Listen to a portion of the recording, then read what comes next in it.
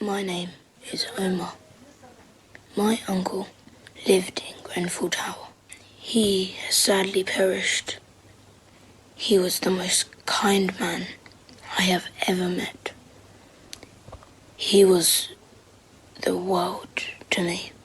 His personality made me stronger every time I was around him. We would do so many fun things together. These things have sadly now come to an end. There are no words to describe the emptiness that's in our hearts. Marion says, I hate night times because night brings silence and silence brings tears of sadness, because that's when I start to remember the blaze of fire.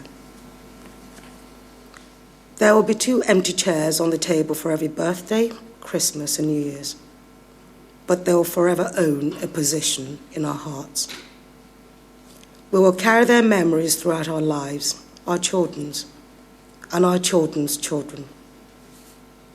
Although the pain feels like forever, it will soon be replaced by happiness. All of the tears will be replaced by memories of joy. Until we meet again. This was when the fear kicked in, the uncertainty and the heartbreak that maybe we were not going to see or hear from Saber again. Maybe we had actually lost him.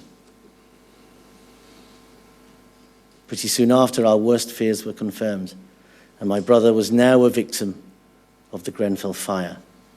My best friend, my brother, my role model. Taken away from me in such a way that has left a great big hole in my heart, a void that can never be filled. Now we are almost at the year anniversary of the fire, and there are still so many unanswered questions. The only thing I know is that my brother was a hero. He gave up his life for his family and for others. He sacrificed himself in that fire in order to put others first. That is just the brave and selfless person that he was. And that is a memory of him that I will hold in my heart for as long as I live.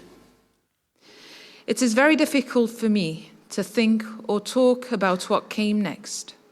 It has been so hard. After that terrible night came a cruel time of false hopes and rumors. I came here thinking I would be able to lay my loved ones to rest. But there were then months of uncertainty before they were identified and buried. To this day, the questions remain in my mind and plague me about what exactly happened. It is very important for me to take part in this process of questioning, of finding out the truth. It is so important for me to understand how it could come about that I have lost Rania, my beloved sister, while my children, who are still so young, have lost their little cousins. I cannot lay them to rest yet. My father, Joseph Daniels, moved to London in 1982, and Grenfell Tower had been his only home since then. The events of that night took his life and all trace of his existence in this world. He never stood a chance of getting out. It should never have happened. I went to bed and I got up in the morning and I didn't have a daughter. Her body was burned in the tower, so to say she was cremated is a strange thing. But her ashes were laid to rest on the 20th of April in the city of London crematorium, next door to her father. Sorry. I am an old woman with nothing else left, and maybe it's taken losing Debbie to realize we weren't normal. Debbie was an exceptional, extraordinary person, and I was completely blessed to have her as my daughter. My name is Hesam Shakir. I lost my mother, Surya, who was 60, my youngest sister, Nadia Shaker, who was 33. Her husband, Basim, was also my cousin and was 40. And 3 children, my nieces, Mirna, who was 13, Fatima, who was 11, and Zainab, who was only 3 years old. My mum was a proud woman, a devout woman whose life was family and work, who never said a bad word about anybody. She lived her life for others, despite the hardships she suffered. She was kind and caring, and I will miss her forever.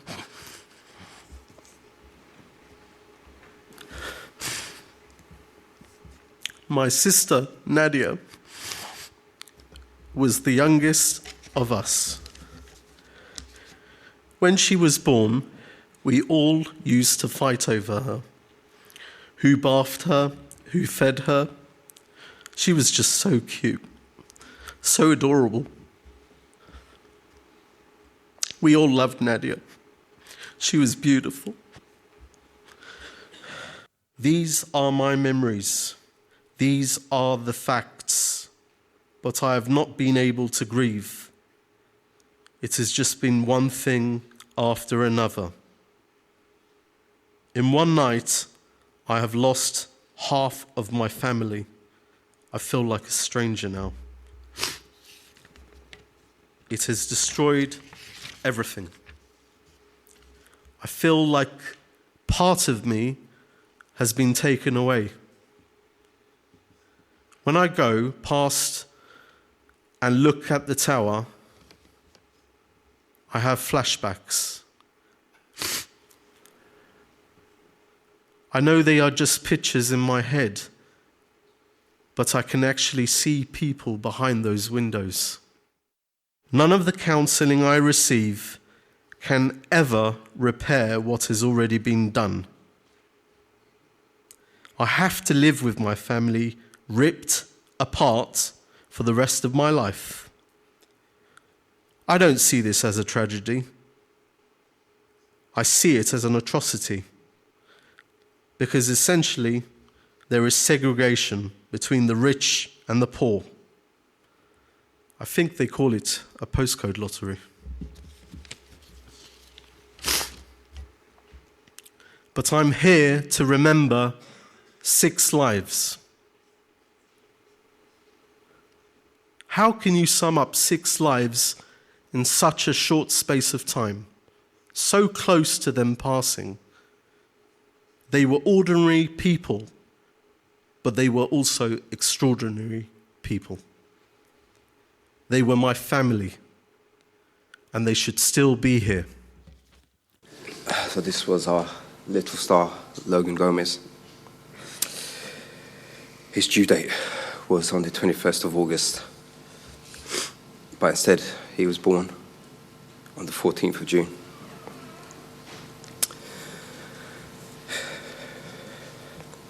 That evening, I was fortunate enough to hold my son.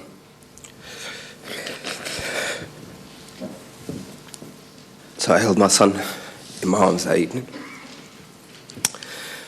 hoping it was all a bad dream, wishing, praying for any kind of miracle, that he would just open his eyes, move, make a sound. But as we know, that never happened.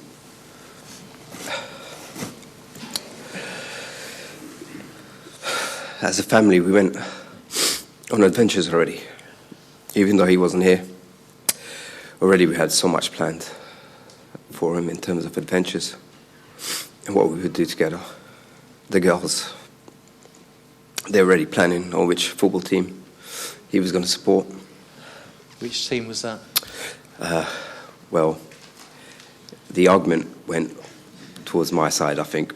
So he was going to support Benfica from Portugal and Liverpool from the UK.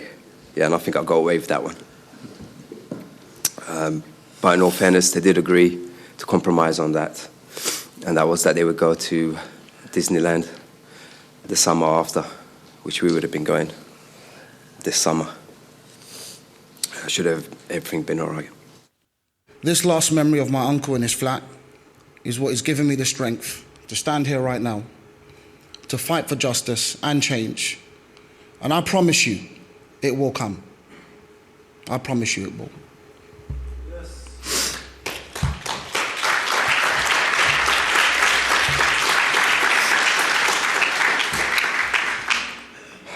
So I ask you all here, and everyone watching, when you go home tonight, hug your loved ones. Cherish every moment with them. Because until those in power listen and make changes to a system that failed, until then, only God knows how many homes are safe in this country. Only you, those in power, can make that change. So listen to our stories and learn from your mistakes. We are here to remember my uncle, Hisham Rahman. But to properly remember him, we have to remember why we are here. We are here because of failure. We are here because the system failed. The system was allowed to kill Hisham Rahman and 71 other souls. The very system designed to protect those people. But it failed.